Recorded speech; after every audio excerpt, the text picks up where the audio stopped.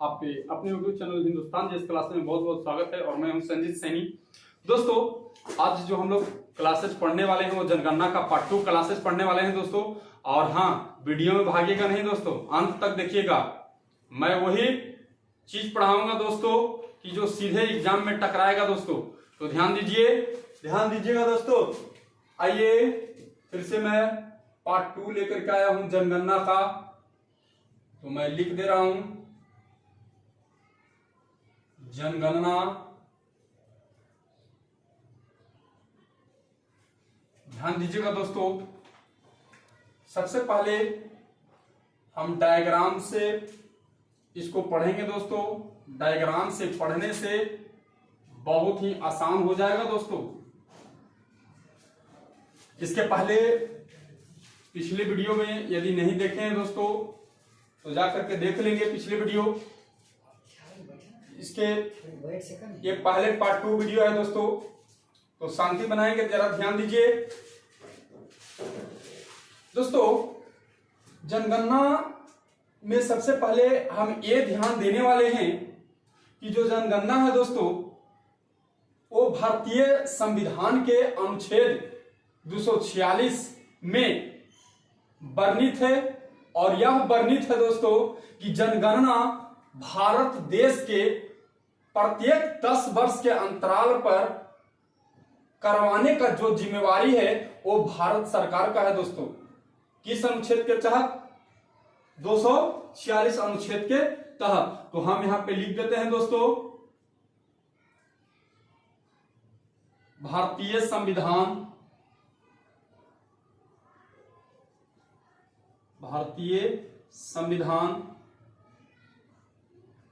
का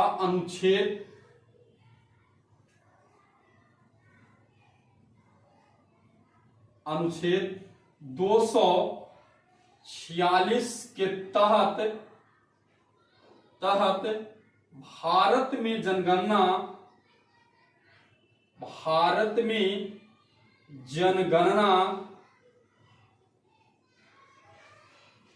कराने का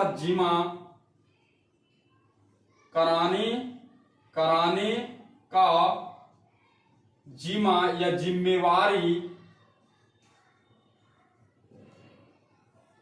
संघ सरकार के है दोस्तों। अर्थात भारत सरकार भी हम कह सकते हैं, केंद्र सरकार भी कह सकते हैं। संघ सरकार का है। संघ सरकार। अब ध्यान दीजिए दोस्तों, भारतीय संविधान के अनुसूची 7 जनगणना से संबंधित है। ये भी बहुत ही इंपॉर्टेंट है, कई बार 1 लाख बार एग्जाम में पूछा है आपके। ध्यान दीजिएगा, भारतीय संविधान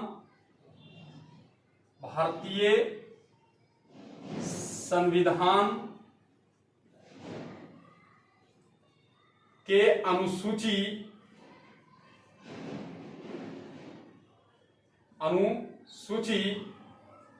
7 है जो दोस्तों, भारतीय संविधान के अनुसूची 7 का संबंध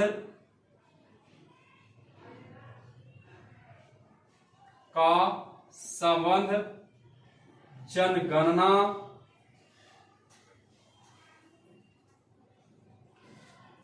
से है दोस्तों। अब ध्यान देना है, क्या ध्यान देना है कि स्वतंत्र भारत की पहली जनगणना कब संपन्न हुई?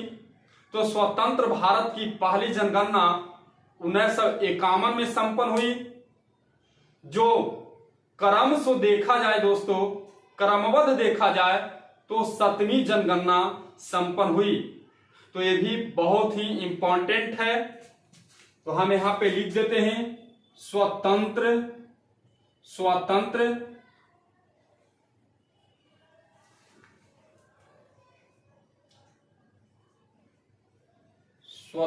भारत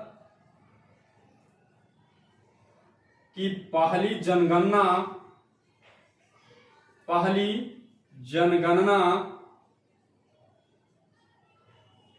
1951 में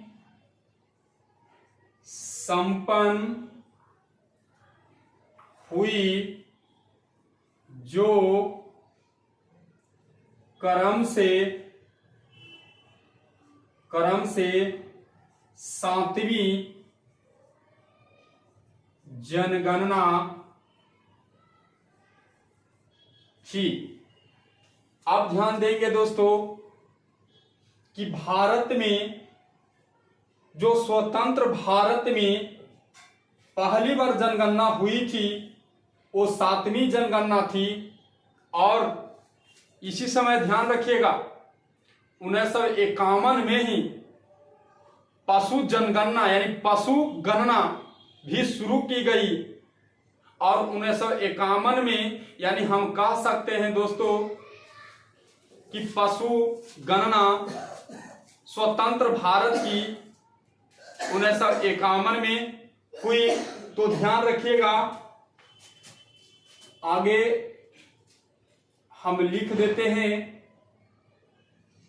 यहां एक बहुत ही महत्वपूर्ण बात, अब 2011 की जनगणना की जब हम बात करें तो 2011 की जनगणना को हम लोग बहुत अच्छे तरीके से पढ़ेंगे दोस्तों।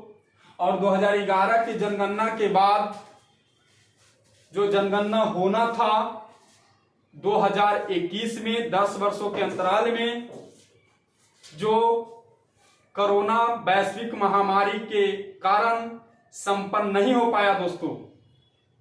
तो अभी तक जितनी भी हम जानकारी और डाटा बटोरेंगे दोस्तों, वो हम 2011 के जनगणना को ही बटोरेंगे। तो ध्यान रखेंगे कि 2011 की जनगणना, 2011 की जनगणना जो हुई दोस्तों, जो संपन्न हुई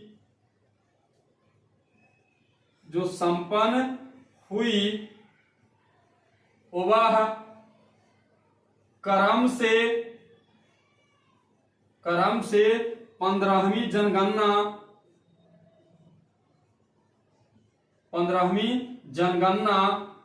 थी।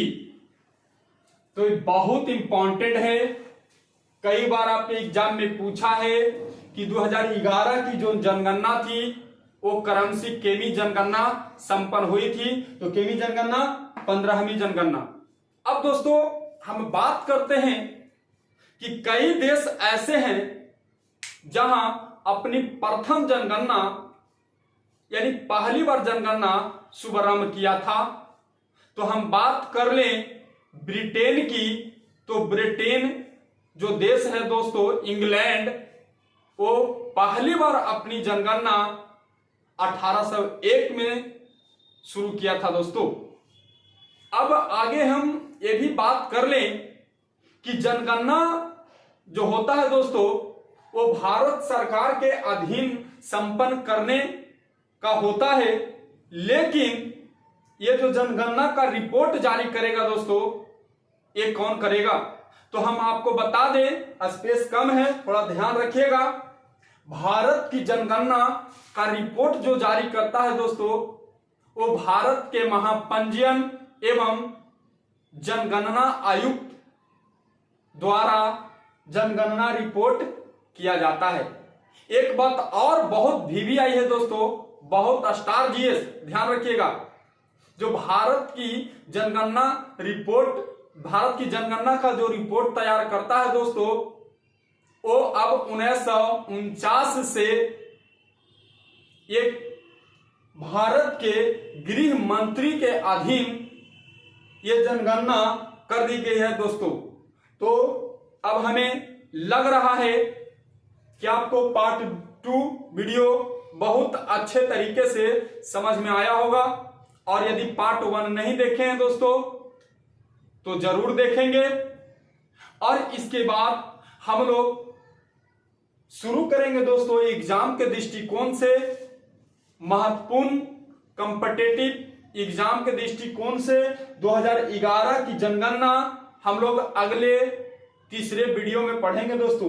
2011 की जनगणना ने भारत की कितनी जनसंख्या थी,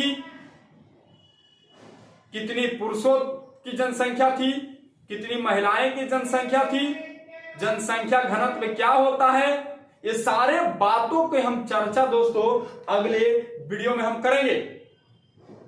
तब तक के लिए जय हिंद, आई लव यू। फिर मिलते हैं नेक्स्ट वीडियो में।